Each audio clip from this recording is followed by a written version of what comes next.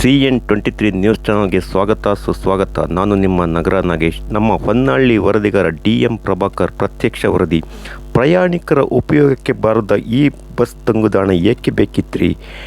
ಹೊನ್ನಳ್ಳಿ ತಾಲೂಕಿನ ದಿಗಡೂರು ಹರಳಹಳ್ಳಿ ಗ್ರಾಮ ಪಂಚಾಯಿತಿ ವ್ಯಾಪ್ತಿಯ ಹೊನ್ನಳ್ಳಿ ಶಿವಮೊಗ್ಗ ಮುಖ್ಯ ರಸ್ತೆಯ ಈ ಬಸ್ ನಿಲ್ದಾಣ ಇಂದು ಹಾಳು ಕೊಂಪೆಯಾಗಿದೆ ಕಣ್ರಿ.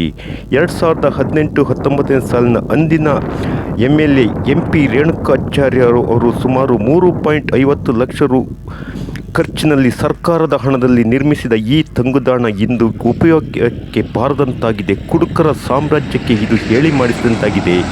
ಸರ್ಕಾರದ ಹಣ ಈ ರೀತಿ ಲೂಪ್ ಹೋಲ್ಸ್ ಆಗುತ್ತಿದ್ದರೂ ಇಲ್ಲಿನ ಜನಪ್ರತಿನಿಧಿಗಳು ಹಾಗೂ ಸ್ಥಳೀಯ ಆಡಳಿತಾಧಿಕಾರಿಗಳು ಏನು ಮಾಡುತ್ತಿದ್ದಾರೆ? ಸುಮಾರು 3.50 ಲಕ್ಷ ರು ವೆಚ್ಚದಲ್ಲಿ ನಿರ್ಮಿಸಿದ ಈ ಬಸ್ ತಂಗುದಾಣ ಇಂದು ಕುಡುಕರ ಸಾಮ್ರಾಜ್ಯದಂತಾಗಿದೆ ಕಣ್ರಿ. ನೋಡ್ರಿ, ಇಲ್ಲಿ ಹೇಳೋರು ಕೇಳೋರು ಯಾರು ಇಲ್ವೇನ್ರಿ?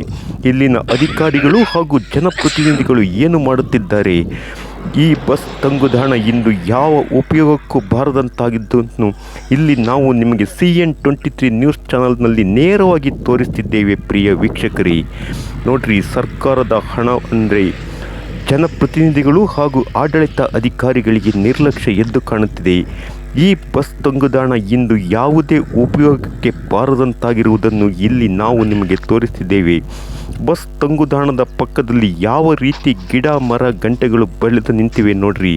ಯಾವ ಉಪಯೋಗಕ್ಕಾಗಿ ಸುಮಾರು 3.50 ಲಕ್ಷ ರು ವೆಚ್ಚದ ಸರ್ಕಾರದ ಹಣ ಇಲ್ಲಿ ಲೂಪ್ ಹೋಲ್ಸ್ ಆಗುತ್ತಿದ್ದರೂ ಇದನ್ನು ಹೇಳುವವರು ಕೇಳುವವರು ಯಾರೂ ಇಲ್ಲದಂಥ ಗತಿಗೆ ಈ ಬಸ್ ತಂಗುದಾಣ ಎಂದು ಬಂದು ನಿಂತಿದೆ ಎಂದರೆ, ಈ ರೀತಿ ರಾಜ್ಯಾದ್ಯಂತ ಸರ್ಕಾರದ ಅದೆಷ್ಟೋ ಕೋಟಿಗಟ್ಟಲೆ ಹಣ ವ್ಯಯವಾಗುತ್ತಿದ್ದರೂ ಇದರ ಬಗ್ಗೆ ಸರ್ಕಾರವಾಗಲಿ, ಅಲ್ಲಿನ ಸ್ಥಳೀಯ ಜನಪ್ರತಿನಿಧಿಗಳಾಗಲಿ ಅಥವಾ ಸ್ಥಳೀಯ ಆಡಳಿತಾಧಿಕಾರಿಗಳಾಗಲಿ ಈ ಬಗ್ಗೆ ದಿವ್ಯ ನಿರ್ಲಕ್ಷ್ಯ ವಹಿಸಿದ್ದನ್ನು ನಿಮ್ಮ CN23 ನ್ಯೂಸ್ ಚಾನಲ್ನಲ್ಲಿ ನಾವು ನೇರವಾಗಿ ತೋರಿಸಿದ್ದೇವೆ ನೋಡ್ರಿ ಪ್ರಿಯ ವೀಕ್ಷಕರೇ.